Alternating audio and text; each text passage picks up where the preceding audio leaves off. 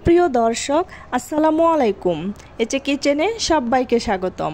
আশা করছি সকলেই অনেক অনেক ভালো আছেন। আজকের পর্বে তৈরি করে দেখাবো ডিমের পোলাও রেসিপি। ডিমের পোলাও বানানো কতটা সহজ সেটা আপনারা এই রেসিপিটা দেখলে বুঝতে পারবেন। অনেক সময় ডিম দিয়ে পোলাও বানালে তার স্বাদটা একদমই ভালো হয় না, তাই কিভাবে রান্না করলে এর স্বাদটা খুবই ভালো হবে সেটা আমি এই ভিডিওতে শেয়ার করব। তো চলুন রেসিপিটি দেখে নেওয়া যাক। আমি এখানে মেজারমেন্ট কাপের 2 কাপ চিনি গুঁড়া পোলাও চাউল নিয়েছি। এখন এই চাউলটাকে ভালো করে ধুয়ে নেব। কয়েকবার পানি চেঞ্জ করে ভালো করে চাউলটাকে ধুয়ে নিতে হবে। এখন চাউলটাকে 30 মিনিট ভিজিয়ে রাখবো। চুলায় একটা প্যান বসিয়েছি, প্যানটা গরম হয়ে গেছে। এখন এখানে দিয়ে দিচ্ছি 2 টেবিল চামচ সাদা তেল। এখন এখানে দিয়ে দিচ্ছি 5টি সেদ্ধ করা ডিম। সামান্য লবণ দিয়ে দিচ্ছি। এখন ডিমটাকে হালকা ভেজে নেব। আপনারা যদি ডিমটা কালার করতে চান তাহলে এখানে সামান্য হলুদের গুঁড়ো দিতে পারেন, তবে আমি ডিমটা সাদাই ভেজে নেব। ডিমটা ভাজা হয়ে গেছে, এখন তেল ঝরিয়ে তুলে নেব।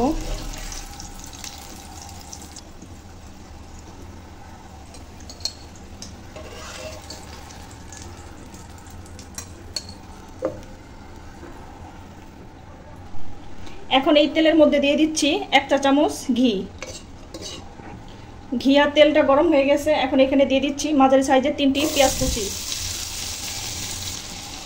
এখন চুলার আঁচটা বাড়িয়ে পেঁয়াজটা ভেজে নেব। পেঁয়াজটা ভাজা হয়ে গেছে। এখন এখান থেকে আমি কিছু পেঁয়াজ বেরেস্তা তুলে রাখছি।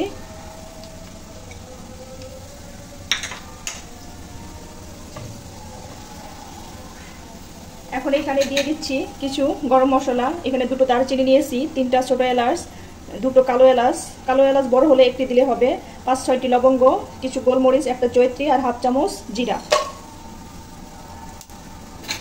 এগুলো দিয়ে কিছুক্ষণ আরো ভেজে নেব। এই সময় চুলার আঁচটা একদম কমিয়ে দিতে হবে। কিছুক্ষণ ভেজে নিলাম, আর পেঁয়াজটা এরকম লাল লাল করে ভেজে নিতে হবে। এখন এখানে দিয়ে দিচ্ছি 2 চা চামচ আদা বাটা, 2 চা চামচ রসুন বাটা আর 2 চা চামচ কাঁচামরিচ বাটা। ঝালটা আপনারা আপনাদের পরিমাণ মতো দিয়ে দিবেন। এখন চুলার আঁচটা লো করে আদা রসুনটাকে কিছুক্ষণ পেঁয়াজের মধ্যে ভেজে নেব। চুলার আঁচটা লো করে আদা রসুনটাকে আমি কিছুক্ষণ ভেজে নিলাম। এখন এখানে দিয়ে দিচ্ছি স্বাদ মতো লবণ, দিয়ে দিচ্ছি 1 চা চামচ ধনিয়ার গুঁড়ো, হাফ চা চামচ ভাজা জিরের গুঁড়ো।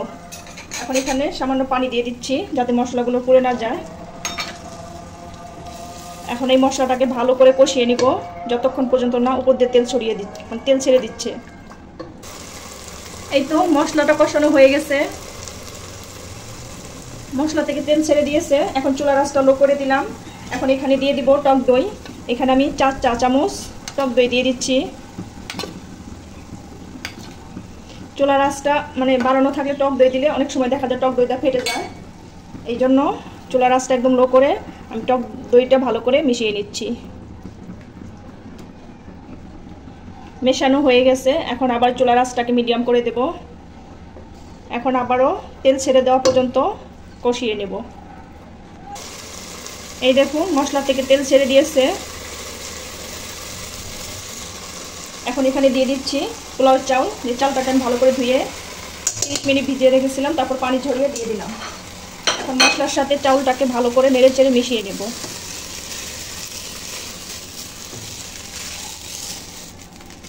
মশলার সাথে চাউলটাকে ভালো করে মিশিয়ে নিয়েছি।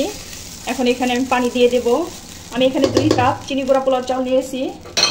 2 কাপ চাউলের জন্য আমি এখানে পানি দিয়ে দিচ্ছি, গরম পানি দিয়ে দিচ্ছি 3.5 কাপ।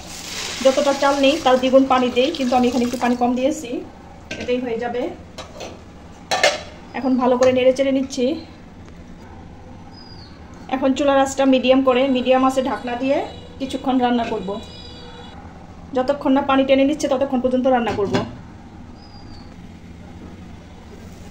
আমি মিডিয়াম আঁচে 8 মিনিটের মতন রান্না করে নিলাম। এই দেখুন পানিটা টেনে নিয়েছে।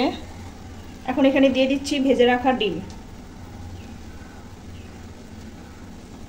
একটু চেপে চেপে দেব।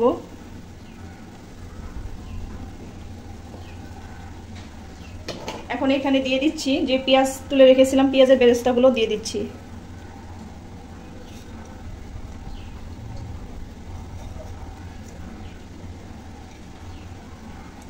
সুন্দর ফ্লেভারের জন্য দিয়ে দিচ্ছি 1 চা চামচ গরম মশলার গুঁড়ো। এই গরম মশলাটা আমি কিভাবে তৈরি করেছি আমার চ্যানেলে দেওয়া আছে, চাইলে দেখে নিতে পারেন। এখন এখানে দিয়ে দিচ্ছি 3-4টে কাঁচামরিচ। এখন আবারও ঢাকনা দিয়ে ঢেকে 10 মিনিটের জন্য দমে রেখে দেব। চুলার আঁচটা লো করে 10 মিনিট দমে রেখে দেব। 10 মিনিট দমে রাখার পর ফিরে এলাম। এখন আমি চুলাটা বন্ধ করে দেব, আর ঢাকনাটা এখনই খুলবো না, আরও 10 মিনিট এভাবে রেখে দেব। মানে চুলা বন্ধ করে এভাবে আরও 10 মিনিট রেখে দেব, তারপর পরিবেশন করে দেখাবো। 10 মিনিট পর আপনাদেরকে একটু লেড়ে দেখাচ্ছি কেমন হয়েছে। দেখুন কতটা ঝরঝরে হয়েছে।